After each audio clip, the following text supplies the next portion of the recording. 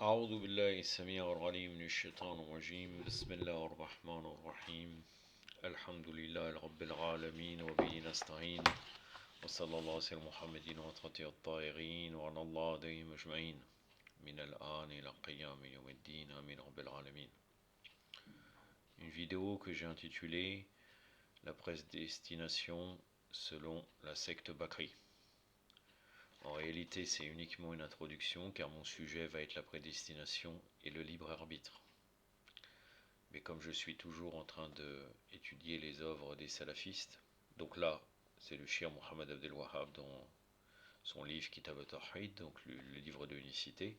Je vais vous citer ce qu'ils croient, et par la suite, et ça c'est une croyance qui n'est pas seulement venant des salafistes, ou du salafisme, mais aussi chez les Bakriyin d'une manière générale, ils ont des hadiths qui argumentent sur ce sujet. Donc ça sera la première partie. La deuxième partie, ça sera la doctrine de Ahlul Bayt, alayhum salam, entre la prédestination et le libre arbitre, euh, selon trois chapitres.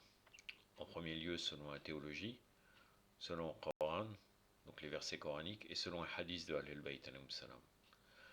Je commence tout de suite donc dans le livre de Cheikh Mohammed Abdel Wahhab, dans le livre du Tawhid, le livre de l'unicité, Kitab al-Tawhid, le chapitre 59, concernant ceux qui renient le destin.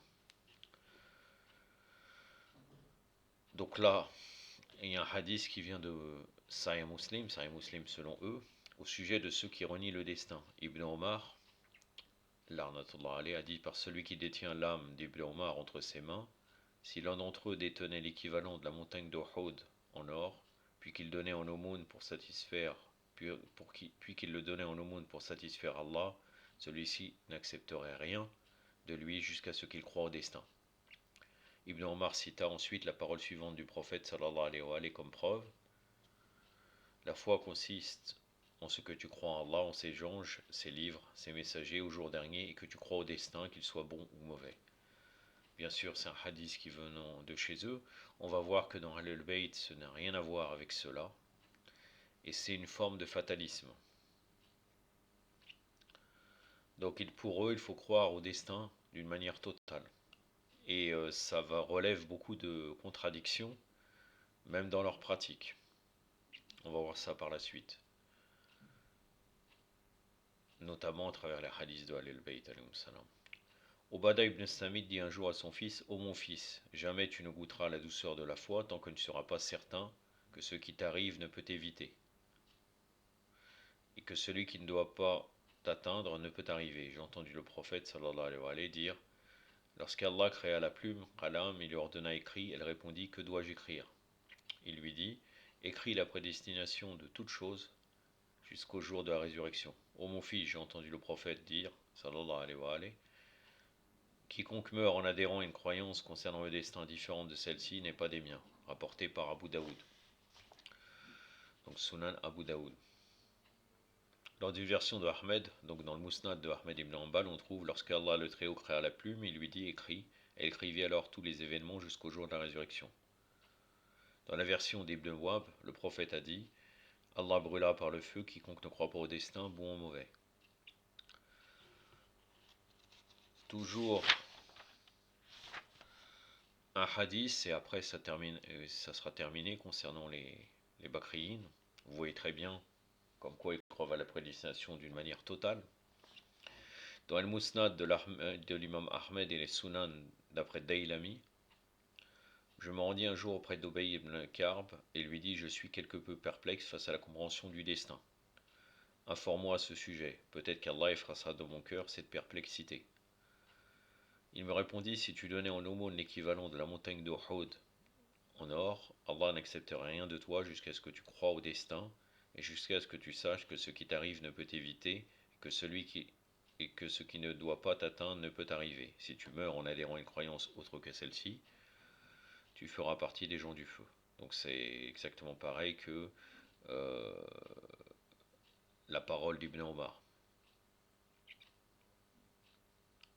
Donc on peut se poser la question aussi, euh, comment ça se fait qu'ils disent exactement la même phrase? C'est une bonne question. C'est une question à leur poser. La seule différence, c'est que Ibn Omar, il jure par celui qui détient l'âme d'Ibn Omar entre ses mains. Sinon, mot à mot, c'est exactement la même phrase.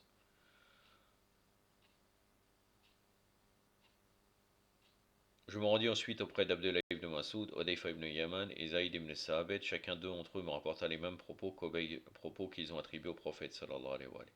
Bon, Ibn Omar ne dit pas que ça vient du prophète. On ne va pas analyser, ça sert à rien. Mais d'une manière générale, de toute façon, vous avez compris, l'essentiel, l'objectif, c'était de montrer leur croyance concernant la prédestination, donc le fatalisme, d'une manière totale. Hadith authentique rapporté par Al-Hakim dans son Sahih.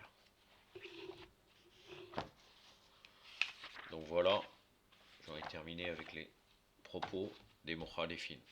Concernant la doctrine de Ahl al-Bayt, nous allons parler un peu selon le Ilm al-Kalam. Et là, nous traitons du fatalisme, donc la prédestination et le libre arbitre. La prédestination et le libre arbitre, c'est un sujet qui appartient dans la croyance à la justice divine, l'Adl ilahi. Et donc, selon la théorie fataliste, vous avez bien compris que l'homme n'est libre d'aucun de ses actes, aucun de ses comportements, aucun de ses dires, et les mouvements de ses membres sont tels le mouvement répété et inévitable d'une pièce de machine. Et on pourrait se poser la question, quel est le rapport avec la justice divine? Déjà, c'est une doctrine qui est spécifique, en particulier les Ashariya. Ashariya, c'est les Asharites au niveau de la croyance. Croyance Asharite, qui est une croyance largement majoritaire et sans aucun doute des Mukhalifin. Il n'y a que les Mu'tazila, les Mu'tazilites, qui maintenant n'existent plus, croyaient au libre arbitre d'une manière totale. Ils étaient en fait dans les deux extrêmes. Les Mukhalifin de base croient au fatalisme d'une manière totale, et Mu'tazili croyaient uniquement au libre arbitre.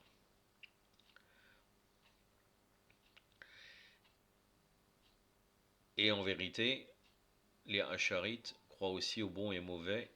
Ils nient l'existence du bon et du mauvais de la raison. C'est-à-dire qu'en fait, dans Ahlul Bayt, on croit que le bon et le mauvais de la raison est aussi ce que veut Allah Azzawajal. Il n'y a pas de contradiction. Alors que pour eux, c'est Allah Azzawajal qui décide ce qui est bon et mauvais, et ça peut être en contradiction avec la raison. Et donc ils ont accepté, eux-mêmes, ils ont accepté, ces gens-là, le fatalisme et nié la justice. Car si on accepte le fatalisme, ça retire tout son sens à la justice, puisqu'en fin de compte, tout est prédestiné. Nos actes, quelqu'un qui ferait du mal toute sa vie et qui serait destiné au paradis, il irait au paradis. Donc à quoi ça sert d'adorer Allah? C'est une bonne question. Et inversement, celui qui ferait du bon d'une manière sincère et que Allah aurait décidé de l'entraîner en enfer, il ira en enfer. Donc ça aussi c'est pareil. Donc si tout est prédestiné, à quoi ça sert? Et en vérité tout ça c'est des doctrines pour valider les mauvaises actions des califes oppresseurs, et en particulier à partir de l'époque des Bani Umayya, des Omeyyades, la'natullah alayhim.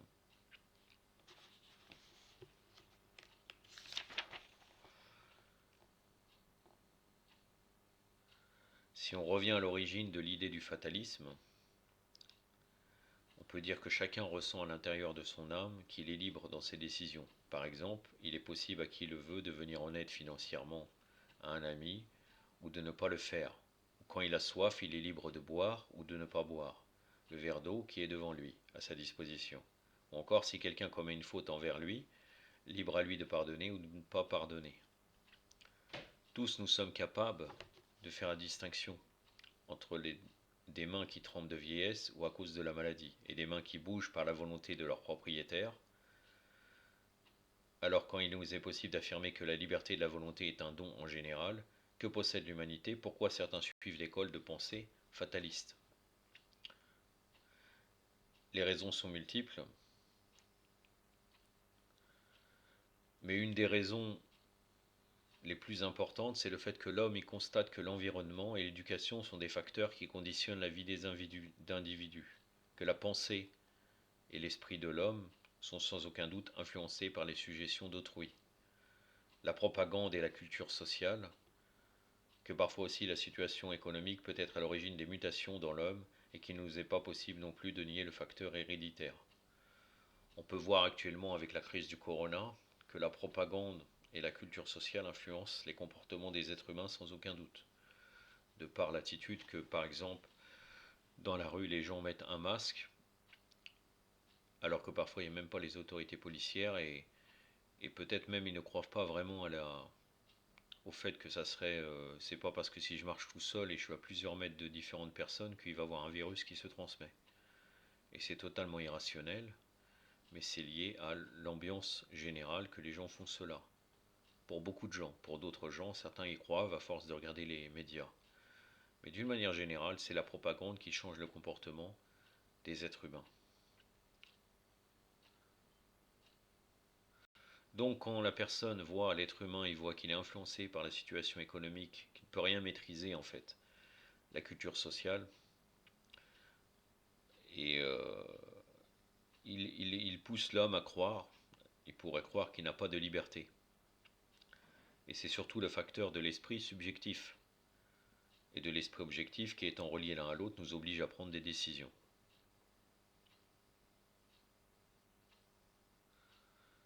Si ce facteur n'existait pas, on peut être à peu près sûr que nous n'aurions jamais accompli tous les actes que nous avons accomplis. Et tous ces facteurs-là que nous avons cités précédemment, ça fait partie de ce qui est appelé communément la contrainte de l'environnement, la contrainte économique, la contrainte éducative et la contrainte de l'hérédité. Ces facteurs sont importants aux yeux des philosophes qui appartiennent à l'école de pensée fataliste.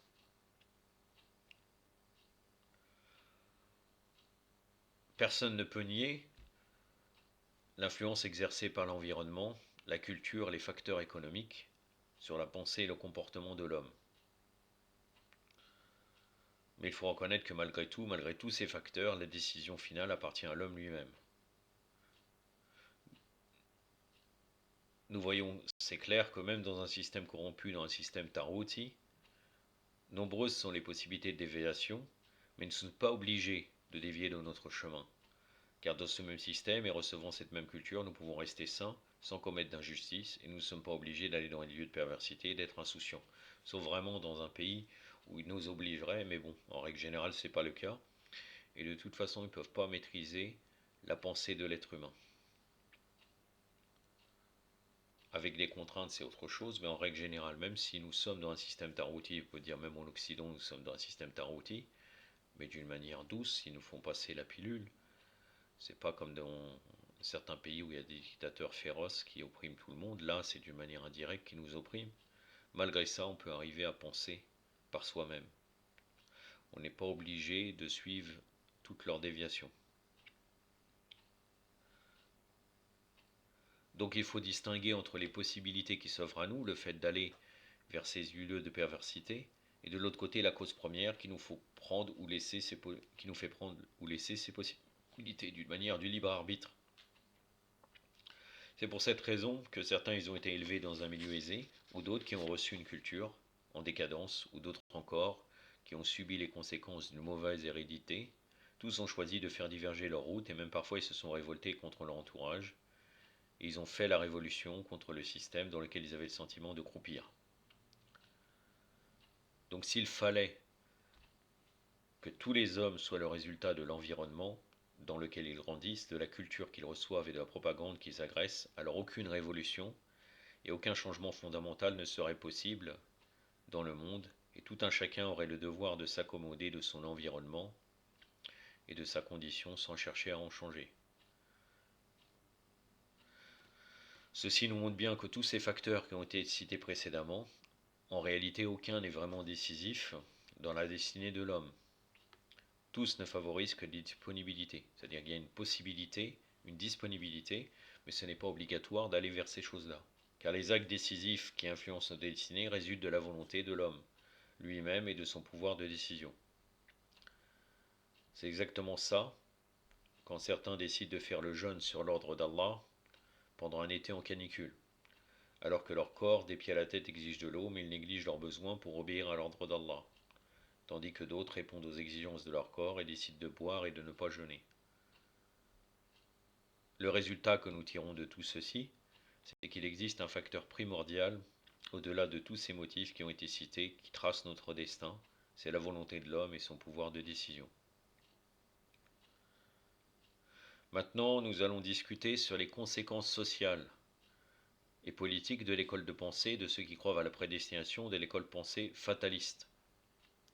Puisque je ne vais pas parler du deuxième volet au niveau du libre arbitre, j'y parlerai à travers certaines explications, mais pas d'une manière détaillée. Je ne vais pas parler de ceux qui croient directement à la pensée fataliste. Comme le sujet au départ c'était la prédestination dans la secte Bakri, je vais m'orienter.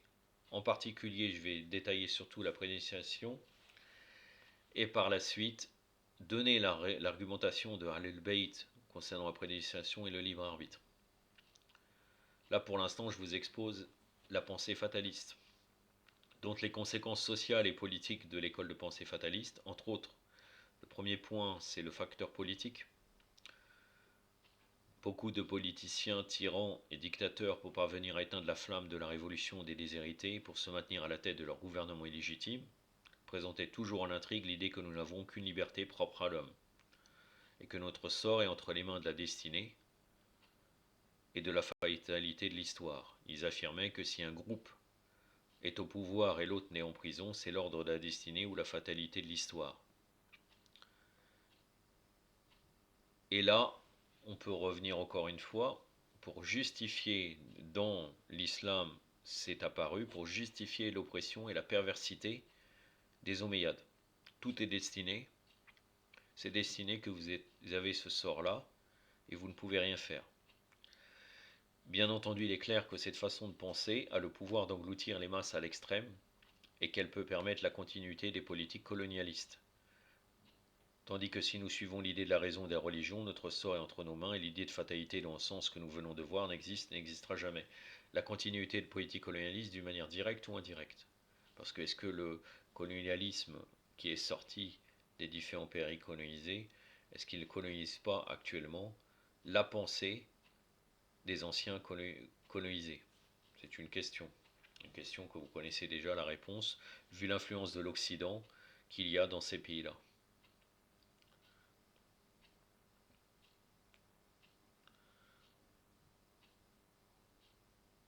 Notre sort est entre nos mains et l'idée de fatalité, dans le sens que nous venons de voir, n'existe et n'existera jamais.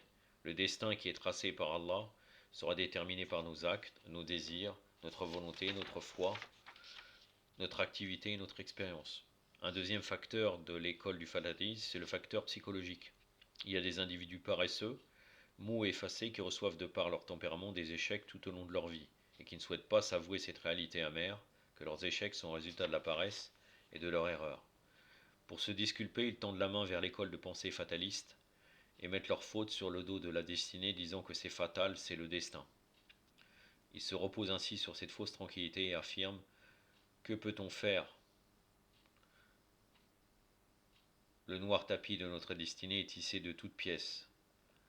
Depuis le premier jour de notre vie, il nous est impossible de le blanchir, ni en le plongeant dans les eaux de Zamzam, puis à proximité de la Karba, donc là c'est une poésie, ni en le baignant dans les eaux de Kawsar. Donc ça c'est le cours d'eau paisible qui coule au paradis. Notre chemin est déjà tracé, et malgré notre pleine capacité et nos aptitudes, la chance ne nous aide pas. Donc ça c'était des penseurs musulmans, poètes, qui justifiaient le fatalisme. Maintenant le facteur social, même si c'est une seule parole, c'est aussi la pensée générale de ces gens-là.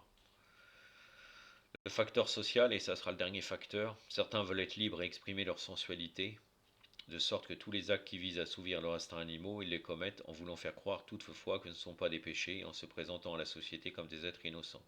Donc bien entendu, puisqu'en fin de compte, si tout est prédestiné, même si je ferai des actes mal, eh ben, je ne subirai aucune conséquence, puisqu'en fait c'est destiné. Si c'est destiné que j'aille au paradis, j'irai au paradis. D'où le fait qu'on peut se poser la question, à quoi ça sert pour les Bakriyin, vu qu'ils ont cette pensée, qu'ils adorent Allah Azzawajal. En fait, c'est une roulette russe, une chance sur deux.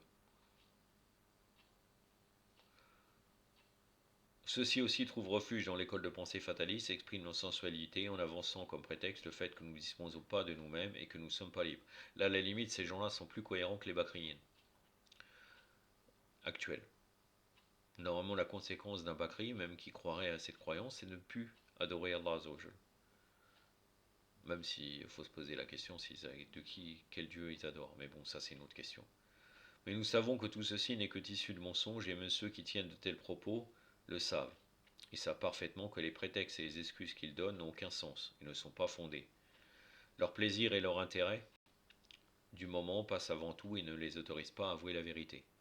Si nous voulons rendre saine la société, il nous faut lutter contre cette façon de penser fataliste et contre cette idée de la destinée prédestinée qui sont les outils de ceux qui exploitent l'homme et du colonialisme. Ce sont des excuses mensongères que certains utilisent comme moyen justificatif de leur échec et comme moyen de développer la corruption dans la société.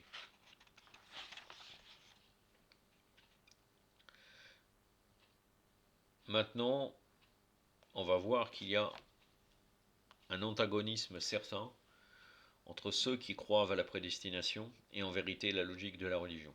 Les croyances religieuses sont incompatibles avec la théorie fataliste et les programmes religieux seraient impuissants s'ils reconnaissaient cette école de pensée. Car comment on peut faire converger la justice d'Allah avec l'école de pensée fataliste? Comment est-il possible que Allah oblige certains à commettre des mauvaises actions et qu'après, il est puni, exigeant d'eux des explications? Une telle attitude ne relève d'aucune logique. Oui, ça revient en fait que on peut se poser la question à quoi ça sert d'adorer Allah. Si nous acceptons la théorie fataliste, alors la charité, le châtiment, le paradis et l'enfer n'ont plus de sens ni d'utilité. Si nous acceptons la théorie fataliste, le relevé des actions, l'interrogatoire, le bilan divin, les reproches et les menaces qui sont faits aux malfaiteurs dans les versets du Coran, et les remerciements qui sont prodigués aux bienfaisants, tout ceci n'a plus de raison d'être. Parce que si nous suivons la logique fataliste, ni le bienfaisant ni le malfaiteur ne sont libres de leur acte. De plus, un des premiers principes dont nous prenons conscience avec la religion est notre devoir et notre responsabilité d'être humain. Alors est-ce que dans un monde où personne n'est libre de ses actes, parler de devoir et de responsabilité a un sens? Est-ce qu'il nous est possible de dire à celui dont la main tremble contre sa volonté ne fait pas ça? Ou à celui qui descend une côte rapide sans aucune possibilité de se retenir, alors est-ce qu'on peut lui dire arrête-toi? C'est pour cette raison que l'imam Ali alayhi salam, dans un récit célèbre, dit que l'école de pensée fataliste c'est l'école de l'idolâtrie et le parti de Satan. Ce que disent nos frères et idolâtrie, ils sont les ennemis d'Allah et prennent parti pour Satan. Ça vient de Usul el-Kafi, la version en arabe, où je vais revenir d'ailleurs dans ce même chapitre, le Kitab al-Tawhid, tome 1, page 119, le chapitre Force et dessein.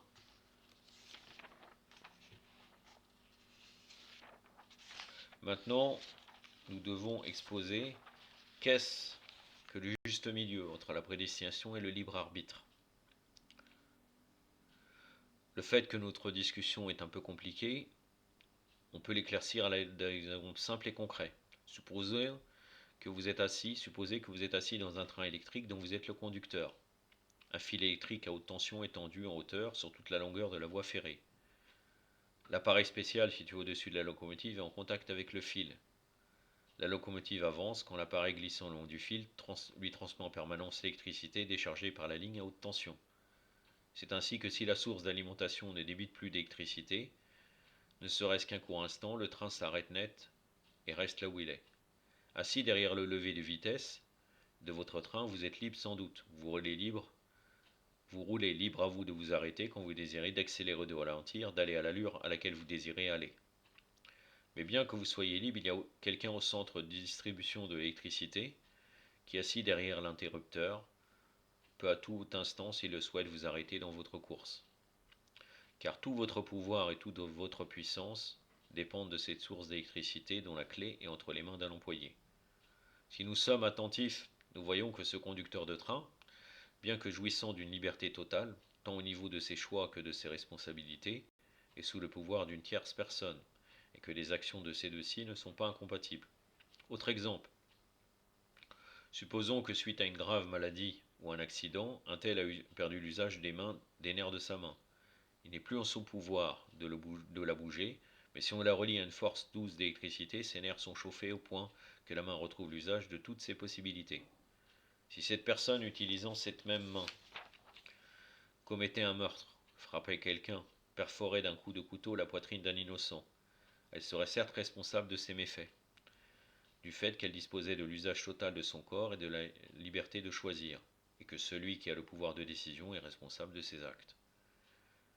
Mais malgré tout, celui qui a le pouvoir de transmettre la force électrique à sa main, celui qui crée la force et qui lui donne la possibilité de bouger sa main, c'est celui-là même qui a la souveraineté sur l'autre. Cet autre qui, malgré toutes ses libertés, dont sa liberté de choix, dépend du pouvoir du premier. Maintenant, retournons au problème, après avoir exposé ces deux exemples, qui nous occupent. Allah Azzawajal nous a donné la puissance et le pouvoir. Il nous a offert la sagesse, l'intelligence et la force physique. Toutes ces possibilités sont mises à notre disposition dans tous les instants de notre vie, de la part d'Allah, et si ne serait-ce qu'un bref instant sa bienfaisance ne nous touchait plus, si notre relation avec lui était coupée, alors nous serions anéantis. Si nous sommes capables de faire quelque chose, c'est par le pouvoir qu'il nous a transmis, et qu'il nous transmet à chaque instant de notre vie. Même notre liberté et notre pouvoir de décision nous viennent d'Allah, et en bénéficiant de cet immense don divin, nous suivons le chemin de la perfection. Donc malgré le libre arbitre et le pouvoir de décision, dont nous sommes les maîtres, nous sommes sous la domination du pouvoir d'Allah. Nous sommes dépendants de sa volonté, nous pouvons aller au-delà de sa souveraineté. Nous sommes dépendants de sa volonté, malgré tout notre pouvoir et toute notre puissance, et sans lui nous ne sommes plus rien. C'est là que se situait dans le juste milieu entre ces deux écoles extrémistes, donc ceux qui croient à la prédestination ou bien le fatalisme, et ceux qui croient d'une manière totale au libre arbitre, prend tout son sens, parce que nous savons qu'il n'y a rien de semblable et d'égal à Allah, car s'il existait, il pourrait nous orienter vers l'athéisme.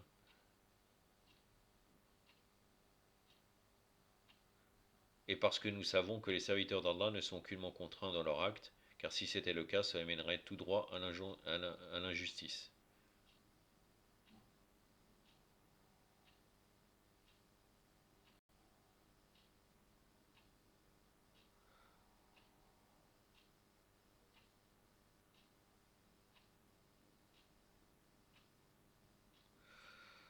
Il y a un petit problème dans la formulation. C'est là que se situer dans le juste milieu, entre ces deux écoles extrémistes, que son fatalisme et la résignation prend tout son sens, parce que nous savons qu'il n'y a rien de semblable et d'égal à Allah.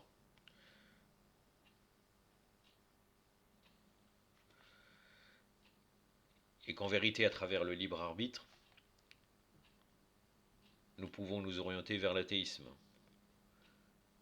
Et les serviteurs d'Allah ne sont aucunement contraints dans leur acte.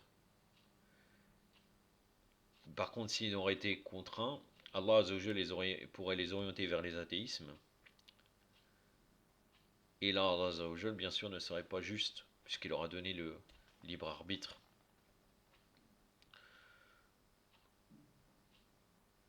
Voici la leçon que nous avons apprise de l'école de pensée de la famille du prophète, alayhum salam ajmaïn, quand on leur demandait est-ce qu'il existe une autre solution que le fatalisme et la résignation.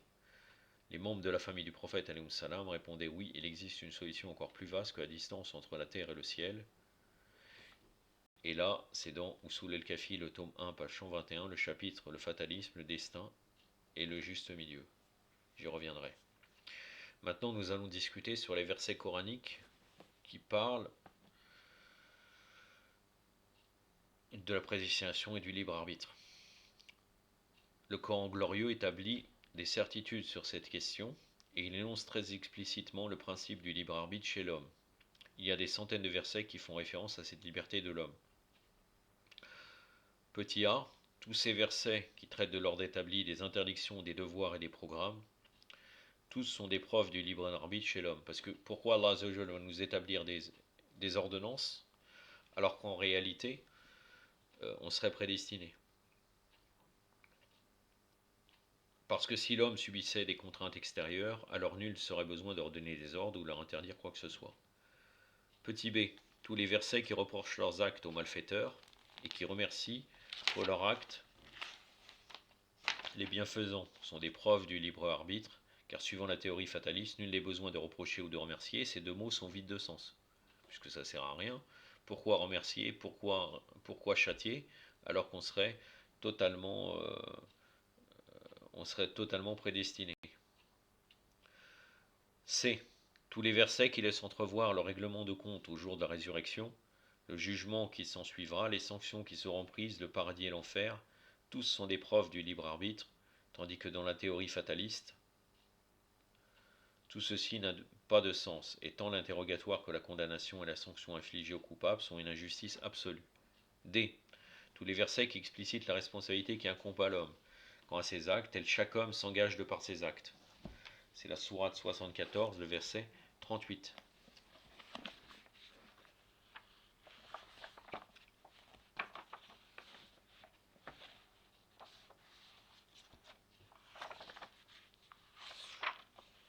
Verset sourate 74, c'est sourate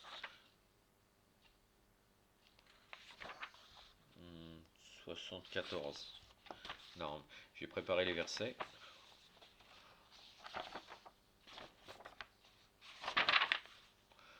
Donc c'est la sourate El Mudassir, normalement. Oui, exactement. El Mudassir, le verset 38. Chaque homme s'engage de par ses actes, ou bien toute personne est l'otage de ses actes. Bardaroudou billahi samir al-alim min shaitan rajim, kullu nafsan bima kasabat rahinatun, sadaqallahu al-ali al-alim. Un autre verset, tout individu est répondant et responsable de ce qu'il a fait. Ça c'est la sourate 52, sourate Tour, donc le mont. Verset 21. Tout individu est responsable. Ou bien chacun est l'otage de ses mérites. C'est à la fin du verset.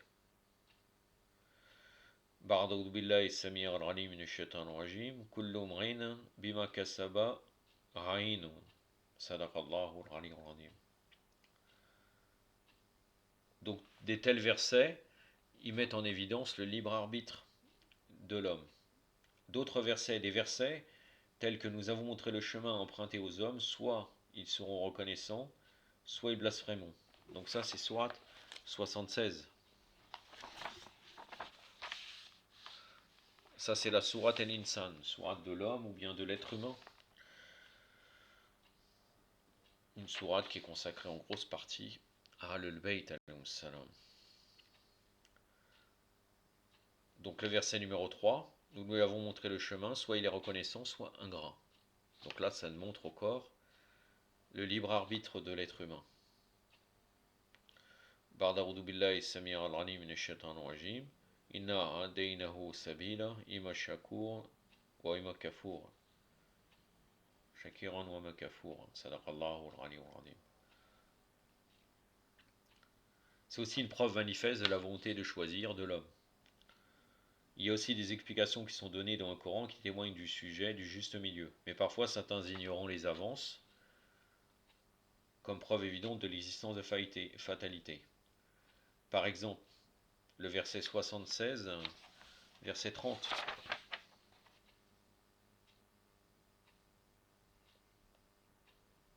La sourate 76, verset 30. Donc c'est toujours sourate al-Insan. Que nous dit ce verset? Ils ne sont pas capables de décider, c'est Allah qui décide. Ou bien vous ne voudrez que si Allah le veut, Allah est omniscient et sage. Ba'da'udhu billahi samir al-alim min ash-shaytan rajim. Wa ma tasahun ila an yasha Allah in Allah kana alim hakim. Sadaqallahu al-ali al-azim.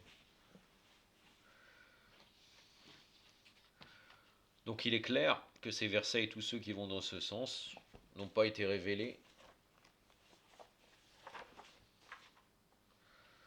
Ils n'ont pas été révélés pour supprimer le pouvoir de décision à l'homme, mais ils veulent plutôt certifier le fait que nous sommes sous le pouvoir d'Allah, malgré nos libertés et notre autorité en matière de choix, sujet dont nous avons parlé ci-dessus.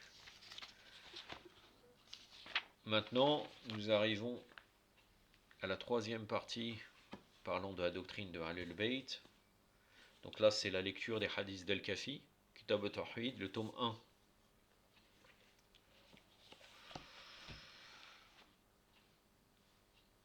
le chapitre 30. Un chapitre qui est appelé le déterminant divin, le déterminant humain et la position intermédiaire. Et Jabr wa Tafwid et entre les deux. Je ne vais pas vous citer tous les hadiths. Hein, il y en a. Je vais vous dire combien il y en a. Après, je vous citerai le. Il y a 14 hadiths. Je vais vous en citer.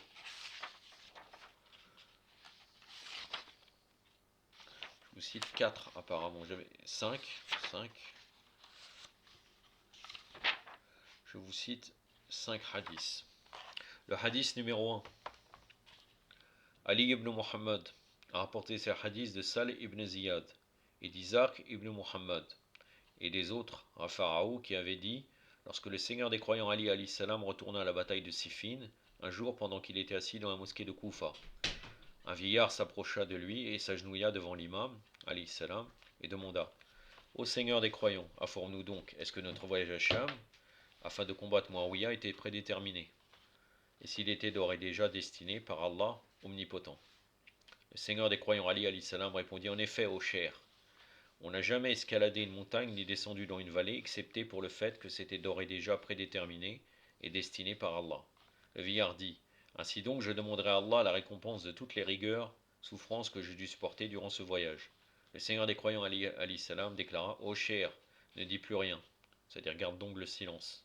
Je jure devant Allah qu'il vous accorda de grandes récompenses, que ce soit lorsque vous étiez en train d'avancer vers Cham, ou bien lorsque vous séjourniez là, et pour votre résistance dans le champ de bataille, et pour lorsque vous retourniez aussi. Dans toute cette situation, vous n'avez jamais été ni forcé, c'est-à-dire obligé par Allah, ni avez-vous été conduit vers ce lieu sans votre propre volonté.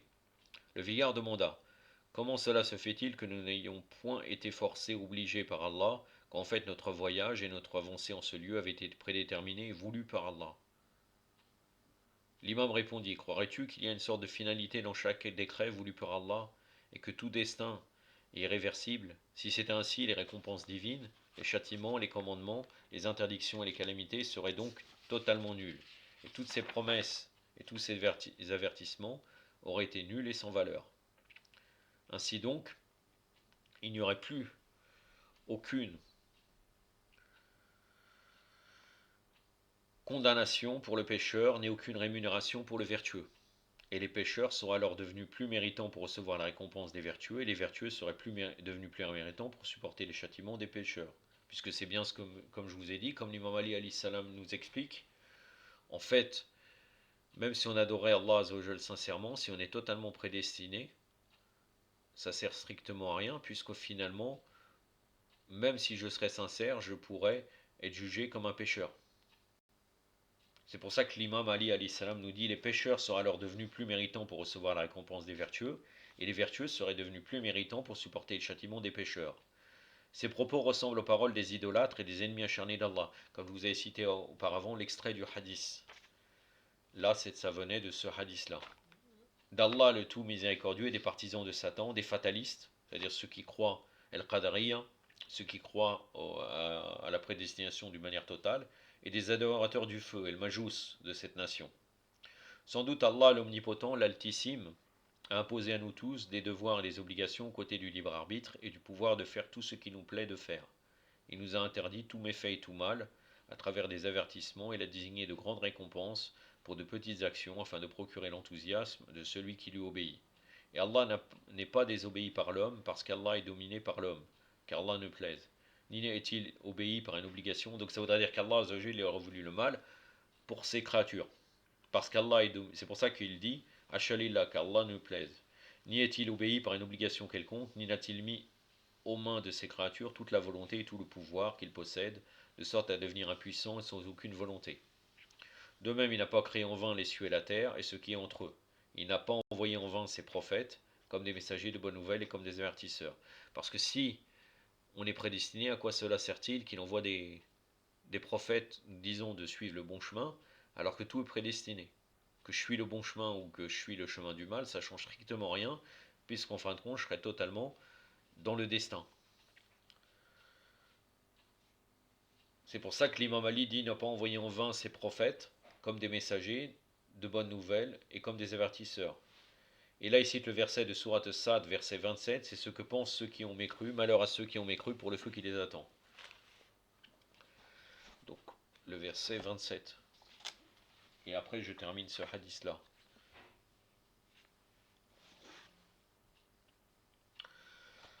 بعد أعوذ بالله السميع العليم من الشيطان الرجيم وما خلقنا السماء والأرض وما بينهما باطلا ذلك ظن الذين كفروا فويل للذين كفروا من النار صدق الله العلي العظيم.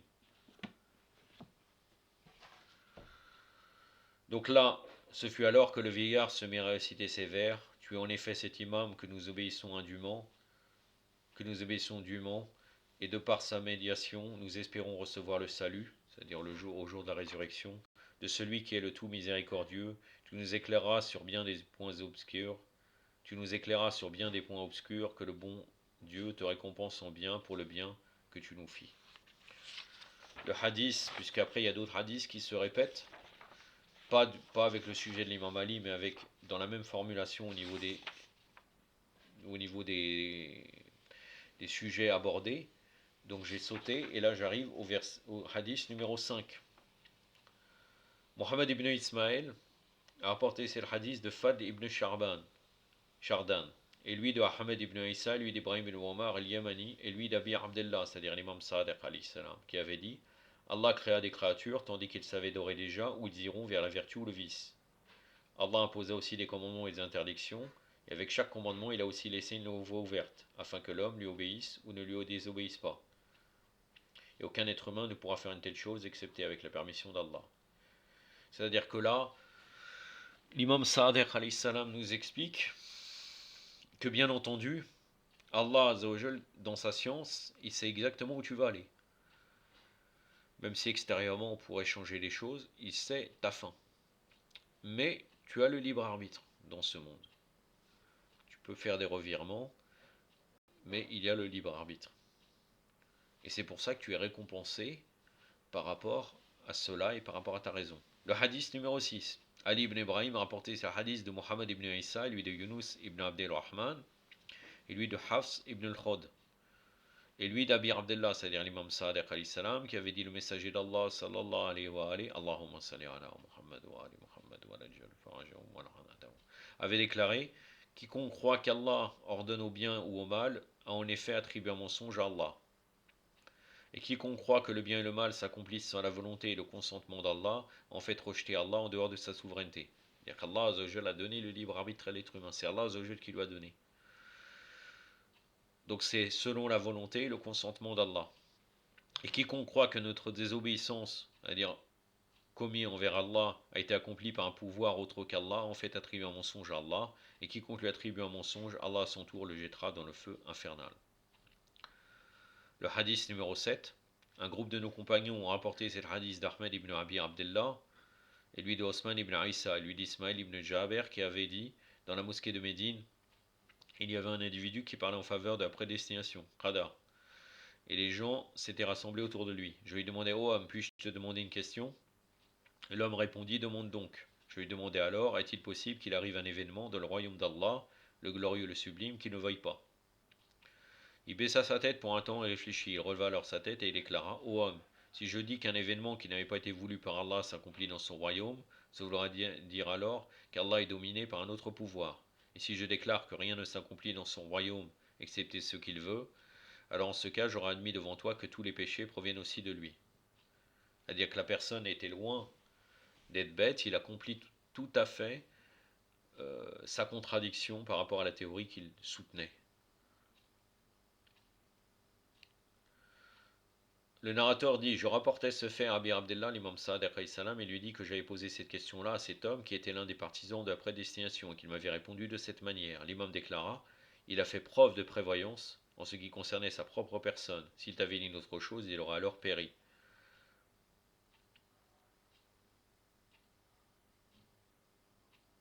Puisqu'Allah Azzawajal veut le bien pour ses serviteurs, tout en leur donnant le libre arbitre selon la volonté d'Allah Azzawajal. Donc c'est pour ça qu'il dit: si je déclare que rien ne s'accomplit dans ce royaume excepté ce qu'il veut, alors ce cas j'aurai admis devant toi que tous les péchés proviennent aussi de lui. Et c'est la problématique et l'équivoque que sont tombés les mukhalifines en n'ayant pas l'école entre les deux définie par les Ahlul Bayt alayhi salam. Le dernier hadith, le hadith numéro 12, Mohammed ibn Abi Abdullah et d'autres ont rapporté le hadith de Salih ibn Ziyad et lui d'Ahmed ibn Muhammad ibn Abi Nasr, qui avait dit: une fois je déclarais Abul Hassan al-Rida alayhi salam, donc Abul Hassan al-Sani alayhi salam, l'imam. Certains de nos compagnons sont les partisans du fatalisme, Jabr, tandis que d'autres sont en faveur du libre arbitre absolu, Istita'. L'imam ordonna alors d'écrire ce qui allait me dicter. Bismillah ar-Rahman ar-Rahim, par le nom d'Allah, le tout miséricordieux, le très miséricordieux.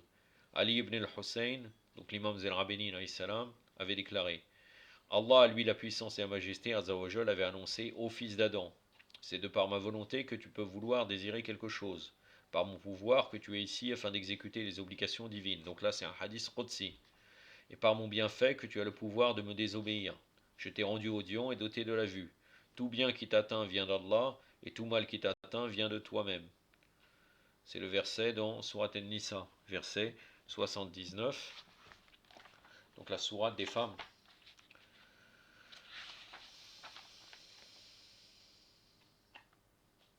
Où là, dans ce verset, on voit vraiment que là, c'est le libre arbitre. Puisque tout bien qui t'arrive vient d'Allah, tout mal qui t'arrive vient de toi-même. Ba'da'udhu billahi samir al-alim minash shaitanir rajim. Man asabaka min hasanatan famin Allah, wa man hasabaka min sa'iyyatan famin nafsika. Sadaqallahu al-aliyyul azim. Donc je continue. Je vais revenir comme ça, puisque c'est très important. Ô fils d'Adam, c'est de par ma volonté que tu peux vouloir désirer quelque chose, par mon pouvoir que tu es ici, afin d'exécuter les obligations divines, et par mon bienfait que tu as le pouvoir de me désobéir. Je t'ai rendu audient et doté de la vue. Tout bien qui t'atteint vient d'Allah, et tout mal qui t'atteint vient de toi-même. Le verset coranique précédent. Cité. Pour cela, je mérite bien plus que toi les bonnes actions que tu as accomplies, et tu mérites plus que moi les mauvaises actions que tu as commises. Par conséquent, je ne serai pas interrogé sur ce que je fais, car je ne fais que le bien. Mais mes créatures seront interrogées qui devront rendre compte de leurs mauvaises actions, et ce à cause du pouvoir que je leur ai donné et qu'ils employèrent dans la voie du péché. C'est-à-dire l'imam, je viens d'écrire tout ce que tu voulais.